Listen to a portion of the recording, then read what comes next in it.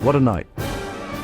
As we close the book on another incredible year in All Elite Wrestling, World's End 2025 stands out as an event that truly lived up to its name.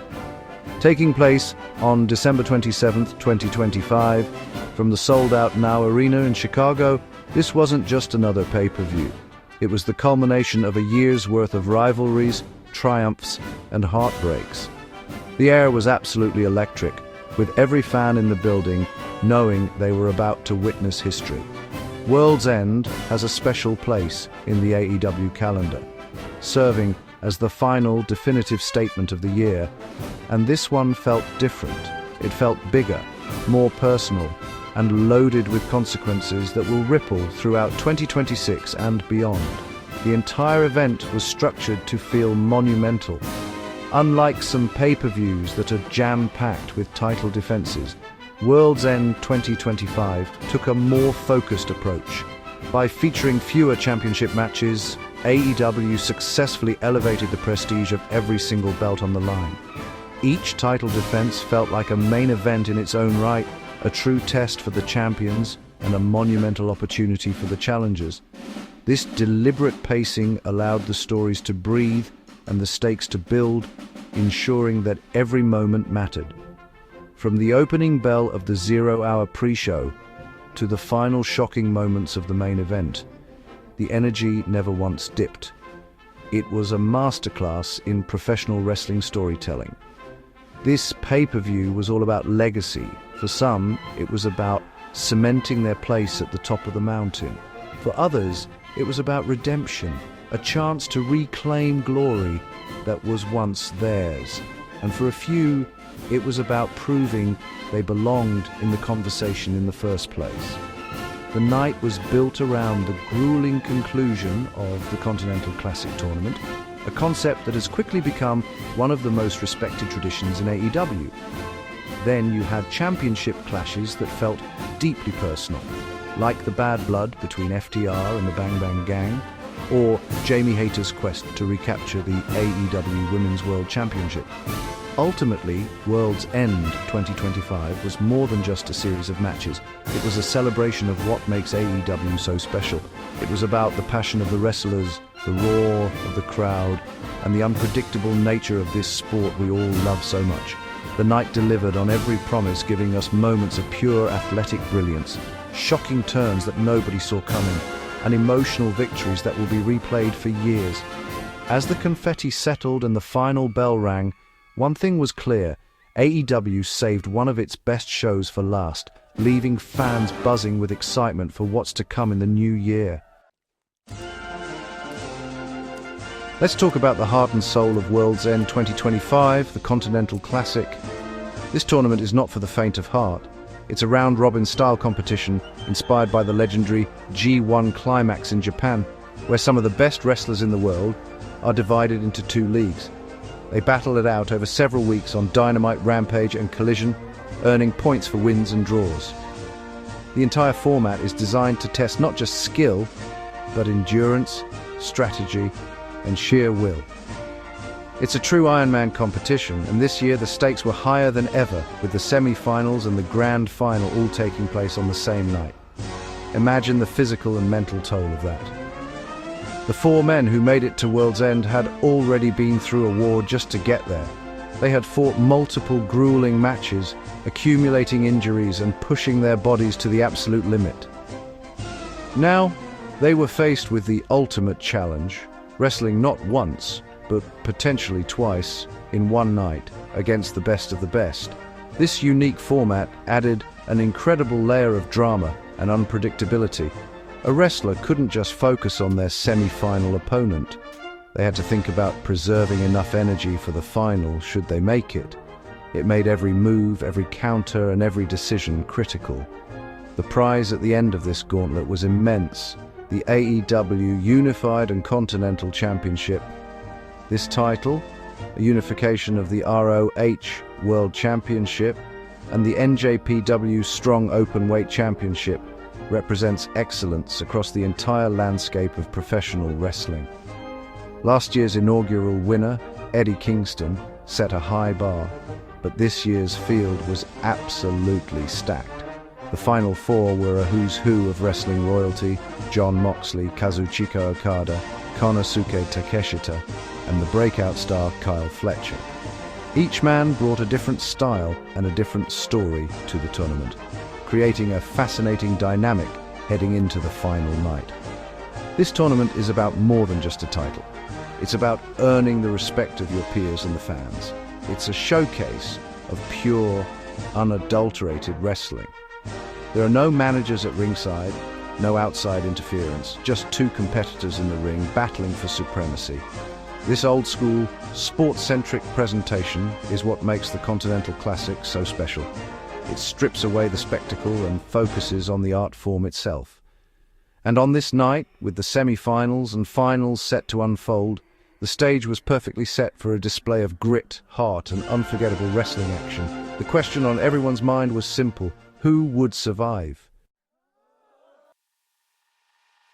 Before the main card even began, the 0-hour pre-show set the tone for the night with 4 action-packed matches that had the Chicago crowd fired up. It's a testament to the depth of the AEW roster that even the pre-show feels like a can't-miss event. The action started with a showcase of the women's tag team division, as the Sinister Sisters of Sin, Julia Hart and Sky Blue, picked up a decisive victory over the duo of Hyan and Maya World.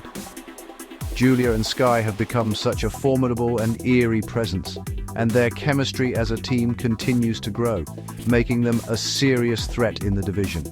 Next up, we saw the one and only Eddie Kingston in action against Zach Gibson. Eddie, the inaugural Continental Classic champion, is always a crowd favorite, and he brought his signature, hard-hitting style to this bout. After a tough fight, Kingston secured the win, but his celebration was cut short.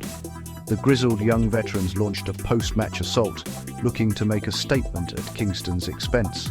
But just when it looked bleak, Ortiz made a shocking return. The crowd erupted as Ortiz stormed the ring to save his friend, signaling a powerful reunion and leaving us all wondering what's next for these two proud warriors. The international flavor of AEW was on full display in the third match, a thrilling Lucha Libre-infused tag team contest. The high-flying duo of Bandido and Máscara Dorada teamed up to face the makeshift but dangerous team of Mark Davis and Rocky Romero. This match was a whirlwind of breathtaking aerial maneuvers and fast-paced sequences. In the end, it was Bandido who sealed the deal, pinning Rocky Romero. The victory was huge for Bandido, as it was later announced that this win earned him a future AEW World title shot against the champion at Dynamite Maximum Carnage on January 14th, 2026. What a massive opportunity. The final 0-hour match was an explosive 8-man tag team affair that brought together several different factions and rivalries.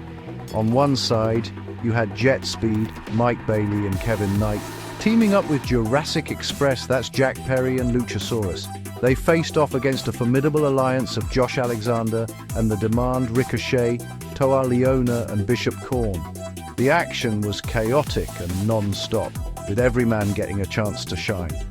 The turning point came when Jack Perry managed to score a pinfall on the incredible Ricochet, a huge upset that gives Perry and his crew major bragging rights as we head into the new year. The main card kicked off with a match that was pure, unadulterated violence. Darby Allin and Gabe Kidd went to war in a bout that was not for the squeamish. We all know Darby has no regard for his own body, but Gabe Kidd is a different kind of animal, a brawler who thrives on pain and chaos. This was less of a wrestling match and more of a fight. It was brutal, bloody, and at times hard to watch. Both men used every weapon they could find and pushed each other to the absolute brink, leaving everything they had in that ring. It was a visceral and raw display of aggression. The intensity was off the charts from the opening bell. Chairs, kendo sticks, and even the ring steps came into play as Darby and Kidd battered one another around the Now Arena. The crowd was wincing with every sickening thud, completely captivated by the sheer brutality on display. Gabe Kidd looked like a monster, relentlessly punishing Darby. But as we've seen time and time again, Darby Allin simply does not quit. He absorbed an incredible amount of punishment, his face a crimson mask, but he kept fighting back with his signature high-risk daredevil offense, refusing to be broken by Kidd's onslaught. The finish was as shocking as the match itself. Just when it seemed like Gabe Kidd was about to secure the victory after a devastating move, Darby Allin, running on pure instinct and adrenaline, managed to reverse the momentum into a surprise counterpin. He got the 3 count, securing one of the toughest and most hard-fought victories of his entire career. It was a testament to Darby's resilience and heart. He may not have been the bigger or stronger man, but he was the one who refused to stay down, proving once again why he is one of the pillars of AEW. Later in the night, we were treated to a completely different kind of chaos with the Mixed Nuts Mayhem match. This 8-person tag match was a delightful collection of clashing personalities and ongoing storylines. On one side, you had Storm's team featuring Roderick Strong, Tony Storm, Orange Cassidy, and Mark Briscoe. They faced the Death Riders, a formidable group consisting of Claudio Castagnoli, Daniel Garcia, Wheeler Yuta, and Marina Shafir. The match was as wild and unpredictable as its name suggested, blending technical wrestling, comedy, and intense rivalries into one entertaining package. The finish saw Mark Briscoe honor his late brother by hitting a Jay Driller on Wheeler Yuta for the win, an emotional and fitting end to a truly chaotic bout. When you put FTR in a Chicago street fight for the AEW World Tag Team Championship, you know you're in for something special. Dax Harwood and Cash Wheeler, 2 of the toughest men in the business, were defending their titles against the cocky and dangerous Bang Bang Gang, represented by Juice Robinson and Austin Gunn. This wasn't just a match, it was a gritty, personal war. The animosity between these 2 teams had been building for months, and it all exploded in a violent symphony of chairs, tables, and pure hatred. The Chicago crowd was firmly behind their heroes, FTR, and the atmosphere was absolutely electric. The match was a brutal, sprawling brawl that spilled all over the arena. Austin Gunn and Juice Robinson used their numbers advantage and a complete lack of morals to punish the champions, but FTR are masters of this environment. They fought back with the heart and tenacity that has defined their careers, using every weapon they could get their hands on to even the odds. We saw suplexes on the entrance ramp, bodies crashing through tables, and chair shots that echoed throughout the building. It was a throwback to the gritty old-school brawls that made tag team wrestling famous, and both teams left it all in the ring. The climax of the match was pure poetic justice. After neutralizing Juice Robinson on the outside, FTR got Austin Gunn back in the ring. They delivered not one, but multiple pile drivers to the younger Gunn, sending a clear and painful message. For the final exclamation point, they executed one last devastating pile driver directly onto one of the tag team title belts. The referee counted to 3, and FTR retained their championships in one of the most definitive and satisfying victories of the night. It was a perfect ending to a bitter rivalry, and a testament to FTR's claim as the best tag team on the planet. In the women's tag team division, we witnessed a major shocker. The beloved champions, the Babes of Wrath, Harley Cameron and Willow Nightingale, defended their titles against the so-called Dream Team of Athena and the legendary Mercedes Moné. On paper, Athena and Mercedes looked unstoppable, a combination of technical prowess and star power. However, their egos and conflicting styles proved to be their downfall. Throughout the match, there were visible signs of tension and miscommunication between them, while Harley and Willow displayed the seamless teamwork that won them the gold in the first place. The finish came when Willow capitalized on the chaos, catching Mercedes with a surprise backslide for the pin. The crowd was stunned as the Babes of Wrath retained. Post-match, Athena and Mercedes argued, with a frustrated Monet challenging Willow to a singles match on Dynamite, adding another layer to this developing story. The AEW Women's World Championship was on the line as the dominant champion, Chris Statelander, defended her title against a returning and beloved former champion, Jamie Hayter. This was a blockbuster matchup, pitting two of the most powerful and popular women on the roster against each other.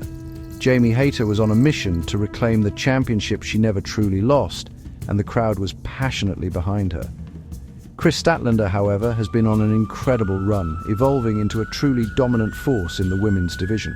The stage was set for an epic clash of titans. From the moment the bell rang, this was a hard-hitting, physical affair. Both women traded heavy blows, with neither giving an inch. Jamie Hayter looked like she hadn't missed a step, using her signature power and aggression to take the fight directly to the champion. Chris Statlander, however, met her force with force, showcasing the strength and athleticism that have made her reign so successful. The match was a back-and-forth battle, with several near falls that had the entire arena on the edge of their seats. You could feel the desperation and desire from both competitors as they fought for control. The turning point of the match, and perhaps a turning point in Chris Statlander's character, came during a heated exchange. In a moment of pure contempt, Statlander spat directly in Jamie Hayter's face. The act was shocking and out of character for the typically heroic champion. It was a sign of a darker, more ruthless edge that we haven't seen from her before. This moment of disrespect seemed to momentarily stun Hayter and gave Statlander the opening she needed to seize control. It was a clear signal that the champion was willing to do absolutely anything to keep her title, blurring the lines between hero and villain. Riding the momentum from that controversial act, Chris Statlander was able to put Jamie Hayter away.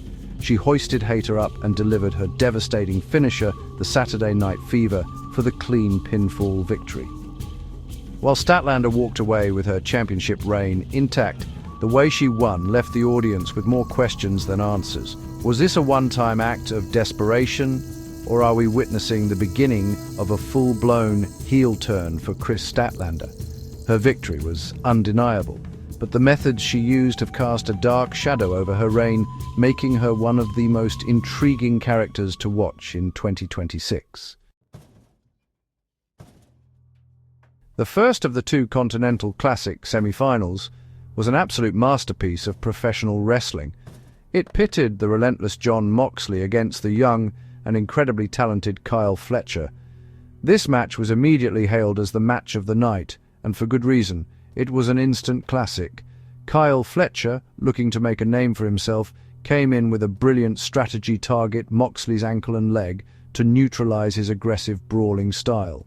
He executed his game plan to perfection, relentlessly attacking Moxley's lower body and putting him in a world of hurt. Jon Moxley, ever the warrior, refused to give in. He fought through excruciating pain, his face a mask of agony and determination. The match was a brutal, gripping story of survival. At one point, Moxley even had a tooth broken, but it only seemed to fuel his fire. He absorbed Fletcher's best shots and kept coming forward, showcasing the unbelievable toughness that has made him a legend. The crowd was absolutely mesmerized, hanging on every single move. It was a star-making performance for Kyle Fletcher, who proved he belongs in the main event, and a testament to the unyielding spirit of Jon Moxley. In the end, Moxley's grit was too much to overcome. He managed to trap Fletcher in a brutal bulldog choke.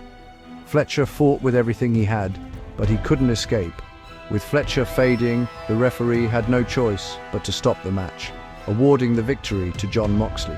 It was a hard-earned and brutal win, but the story didn't end there.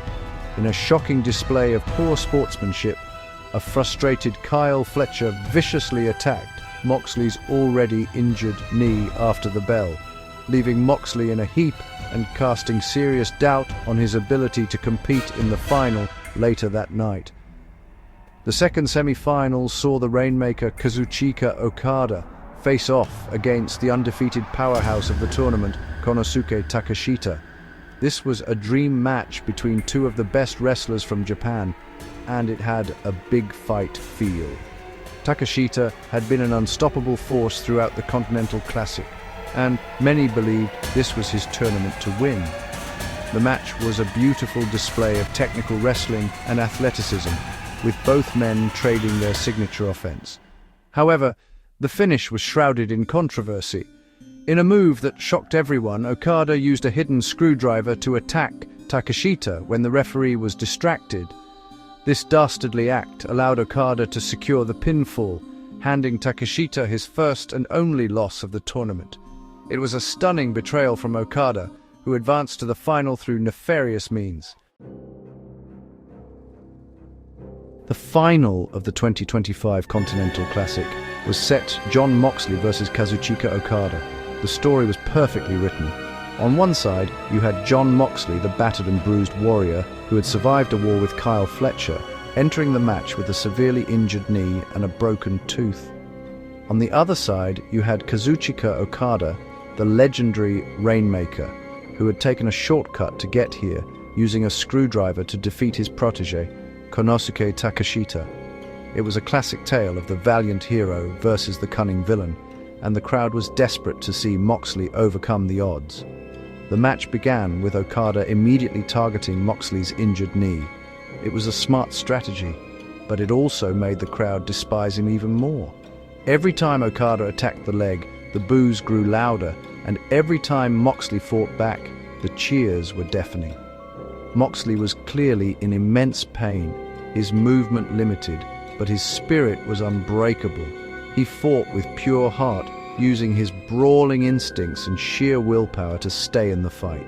He knew he couldn't win a long, drawn-out technical match, so he turned it into the one thing he does best: a fight. The drama reached a fever pitch as the match neared its conclusion.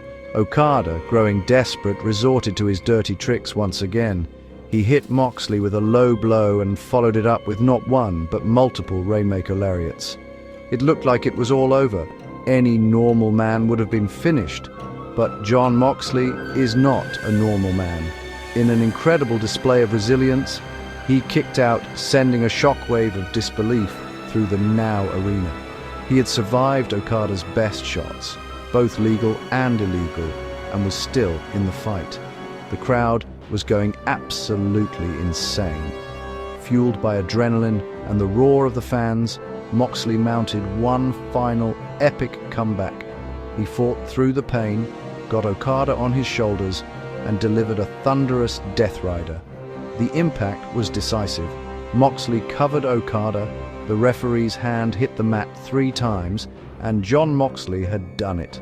He had overcome the injury, the attack, and the cheating to become the 2025 Continental Classic champion.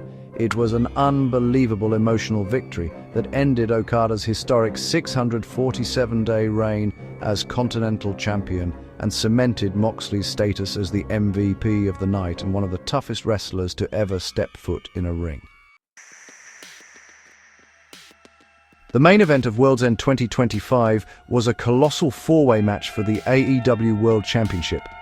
The dominant champion, Samoa Joe, defended his title against 2 of AEW's top stars, Swerve Strickland and Hangman Adam Page.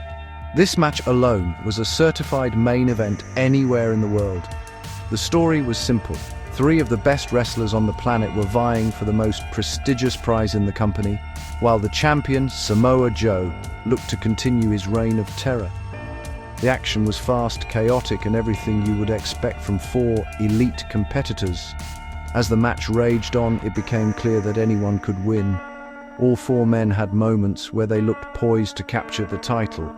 But the climax began when Hangman Page, fueled by his long and bitter rivalry with Samoa Joe, hit the champion with not 1, but 2 of his devastating buckshot lariats. It looked like Hangman was finally about to reclaim the world title. The crowd was on its feet, ready to explode for a new champion. But just as Page was about to make the cover, the music of Maxwell Jacob Friedman hit the arena, and the place went absolutely ballistic. MJF, who had been out of action, stormed down to the ring, clutching the casino gauntlet contract that guaranteed him a title shot whenever he wanted. He cashed it in, officially making the match a 4-way. The timing was perfect, and the chaos was immediate. As Hangman Page stood in disbelief, MJF delivered a vicious low blow, taking Hangman out of the equation. With Samoa Joe still reeling from the buckshot lariats, MJF saw his opening. He quickly hit Joe with his own finisher, the Heat Seeker, and stole the pinfall. Just like that, MJF was the new, and now two-time, AEW World Champion. The finish was as brilliant as it was divisive. MJF had won the title in the most opportunistic and dastardly way possible, exactly 1 year to the day after he lost it to Samoa Joe at the previous World's End.